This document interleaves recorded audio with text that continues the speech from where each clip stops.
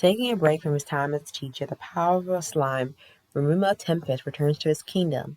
Normally named Tempest just in time to begin negotiations with a nearby nation, the kingdom of Urbananza. While the negotiations are anything but peaceful, they do end successfully, allowing Rumuma to return for his teaching. When trying to again return to Tempest, this time permanently, Rumuma is stopped by a mysterious figure who is somehow able to contain the many magical abilities at his disposal. In Tempest's situation is even worse. A group of unknown humans have invaded the land and are assaulting its citizens, both influential and innocent. They are not just trying to bring any harm to them either, they have the intent to kill. Can Ranuma overcome his powerful and dangerous foe and return to Tempest before it's too late? This anime has about 12 episodes, premiered January 12, 2021 to March 30th, 2021. This is the sequel part 2 of it. So this is the season 2 of this. Based on a popular light novel, it is action, adventure, comedy, and fantasy. Themes are redeeming. Each episode is 20 minutes per episode. It's rated PG-13. Now let's get started into the review. What I really like about the second season of The Time I Got Reincarnated as a Slime, especially season 2, we see more development of the main character, that's the slime, and I think what mainly they caught me interested in the first season and now the second season is though being entranced by the whole fantasy world and the coexistence between like supernatural beings and humans. I think overall when it goes more into like the influx of what's different from season 1 and season 2, I think overall like the magical properties of that of a typical RPG, but then also you think about the morals and ideas of the races and their motivation and how they resolve conflict. But other than that, I think the story is pretty set with a really cohesive plot that does pick and shoot its own bow with each own of the episode, and like the interest of all the characters and how they try to resolve like the situation. I think overall the one thing that was interesting in this one is more of a battle going on and newer enemies that have more of a precise like motivation to try to end the main character. And I think overall we like the same rundown, not rundown, but like comedic like dialogue with other characters and the joy of seeing one characters and like their group like get along so well and come up with new ideas for them, especially as isekai in general.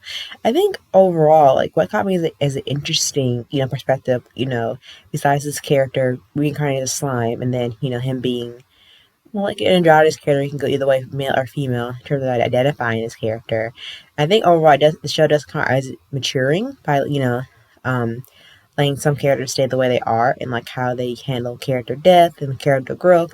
I think overall with this second season it does have a a steady pacing and it does pick back up. I think overall comparing the cast from the first season to second season, they've grown a lot. You see their like individual characteristics and motivation and personality really shine through. I will say the trigger warning there is like showing of sexual assault. So if you're not really accountable for that, please do not watch it. If that's something that you are triggered by, then you can skip past that episode at some point. If that's what makes you truly uncomfortable, then don't watch it.